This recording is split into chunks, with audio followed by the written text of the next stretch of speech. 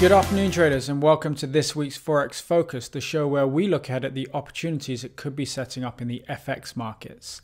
In this week's show, we're going to look at two opportunities that are presenting themselves, one being the pound Aussie that we spoke about last week, and the other is the pound dollar, which has been pulling back over the past week.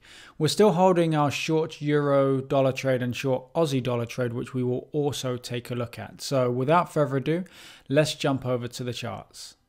So we'll start by looking at the pound Aussie. Now this is one that we spoke about in last week's Forex Focus, and ultimately we're looking for a breakdown of this trend line. The market has been moving up quite nicely.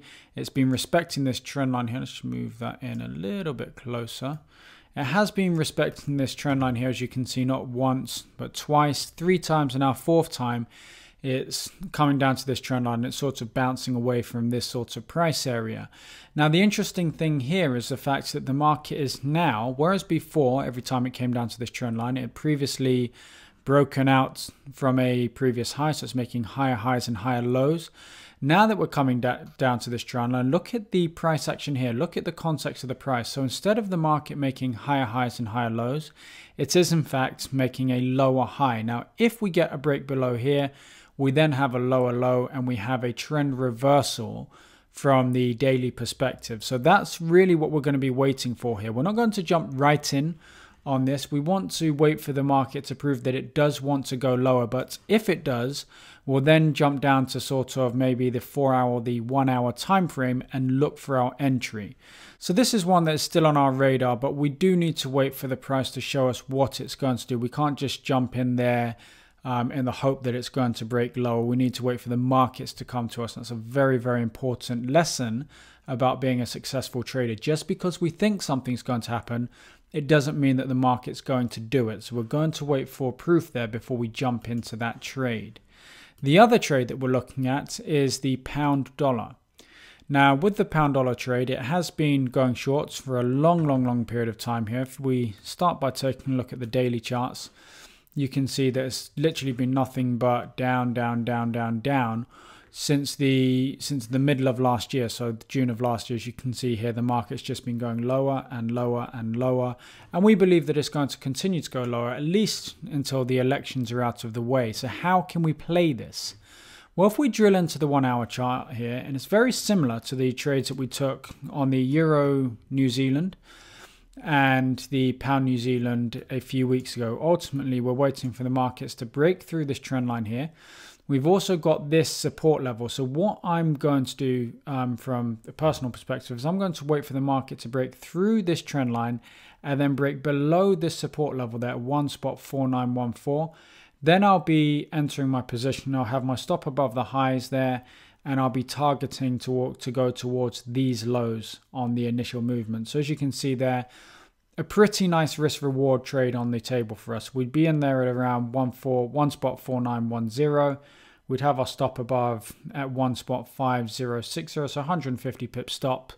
But as you can see there, we've got more than 2 to 1 to get all the way down here to these lows. So we've got a very nice potential trade on our hands there.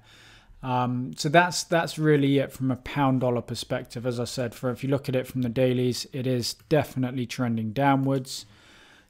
We've got strong momentum to the downside. If someone was going to hold a gun to our head and say, you need to take a trade, which way would we trade? We'd take it short. We've got the added bonus that the market is coming back to this previous level of support here. As you can see, the market's played with this level. It's now become resistance.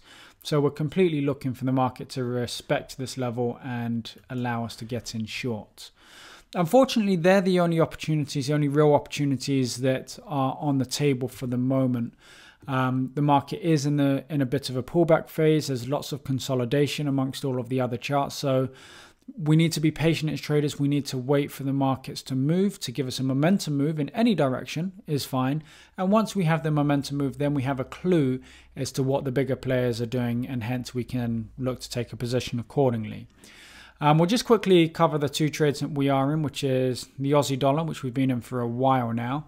Completely playing with our emotions, sort of swinging back and forth, not really ever swinging towards the money. It did Monday of last week look like it was going to go into the money. It held shy just a couple of points are then completely retraced. The market is now pulling back. We've got our stop above the 0.7954. It's actually about 60-ish.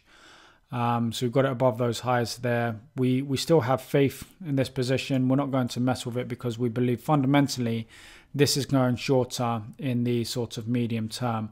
We now are looking from a 4-hour perspective at the market respecting this previous level of resistance there.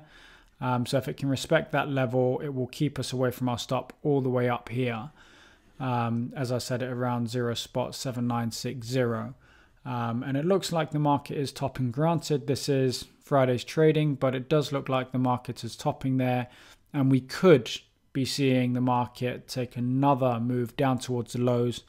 If it then gets down towards those lows and starts to turn around again, then we may consider taking part of our position off of the table. If it smashes through, that's obviously what we want, but we will start monitoring this quite closely when the market gets down to these lows, because if it just can't break it, it might be better to take the position, some of the position off the table and re-enter once we do get a confirmed break.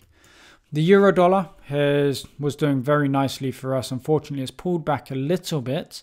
Again, this is one that we think from a fundamental perspective is going to go much, much lower.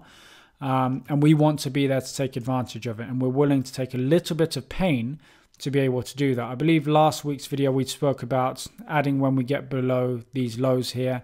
It didn't quite get to that level. So we're still in this position here that we've been in since a few weeks ago. So we're still short there. It's just kind of hovering. I think it's about break even at the moment. Maybe a little bit out of the money. But we still believe that this has legs to go low. And if we look at this on a 60-minute time frame, it's more or less very similar to what we're talking about from the pound dollar perspective in terms of looking to take a short on a break of a trend line.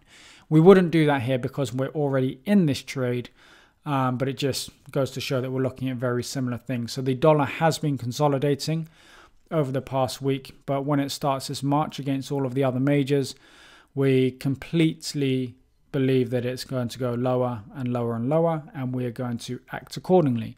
Of course, this is not trading advice. I'm not telling you to take any of these trades. We're just simply telling you what we're looking at doing with our own accounts. Okay?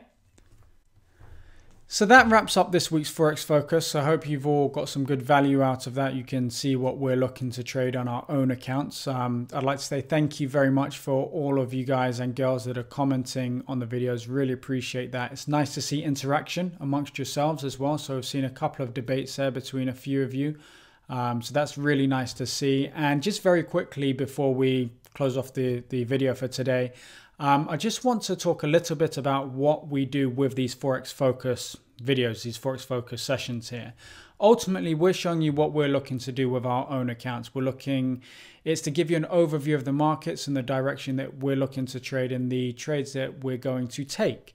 Some people have commented to say that why do we not have the power play lines on here, for example. So that's one of our other one of our strategies that we use to trade FX. And the reason for that is that this is a free video that goes out to everybody across the planets because it goes out via YouTube. It's publicly available.